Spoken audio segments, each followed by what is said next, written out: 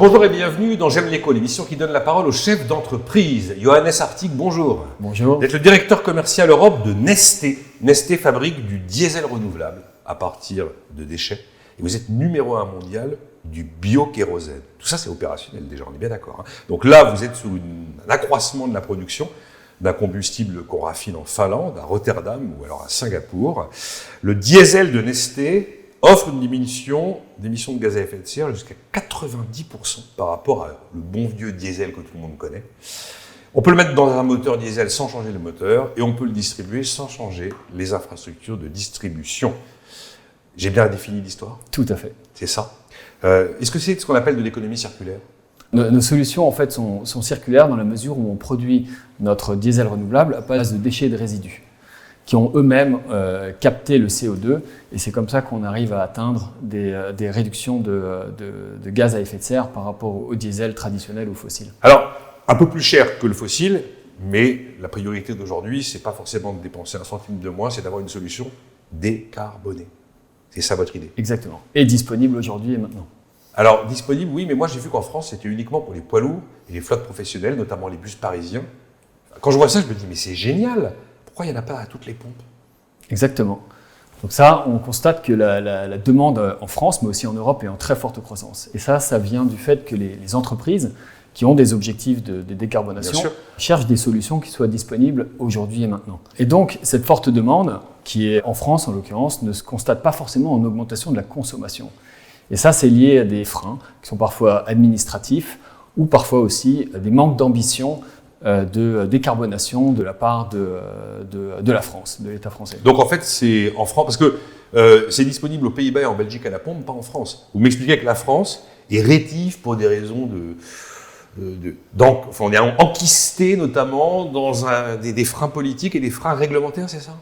Pour que ça change, il faut absolument que les ambitions soient plus élevées. Actuellement, on n'arrête pas d'afficher des ambitions et on ne se donne pas les moyens alors. Voilà. C'est terrible ce que vous me dites. C'est démoralisant, j'ai plus que la corde pour me pendre. Donc vous pouvez faire quoi pour que ça aille plus vite en France ? Alors là, on est en train d'évangéliser sur votre produit Nestlé, mais... Déjà, nous investissons énormément dans l'augmentation de la production. Comme la demande augmente, nous augmentons d'année en année nos capacités de production. Pour la France, on travaille avec toute l'infrastructure est prête. Le secteur a déjà anticipé ce virage. Maintenant, la demande est là aussi. Maintenant, il faut absolument lever ces freins pour que les entreprises puissent décarboner.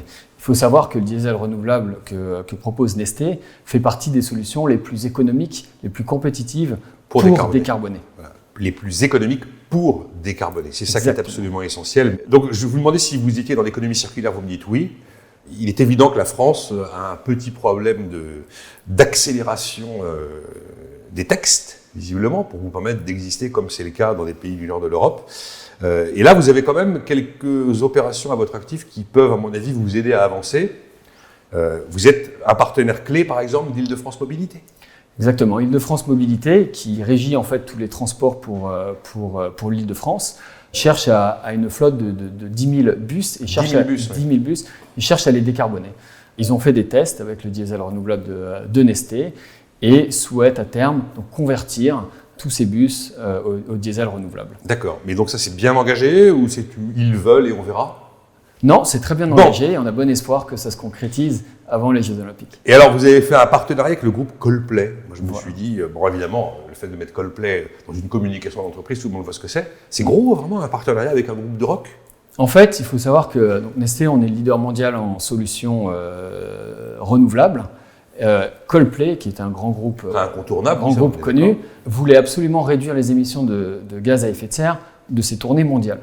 Donc, il fallait trouver des solutions qui décarbonisent à la fois le transport terrestre et le transport aérien. Avec votre biokérosène. Et avec notre biokérosène et notre diesel renouvelable, le groupe Coldplay trouvait une solution qui répondait à leurs problèmes. Et il faut savoir que ça montre que l'engagement, la volonté peut se convertir en des actes bien concrets aujourd'hui.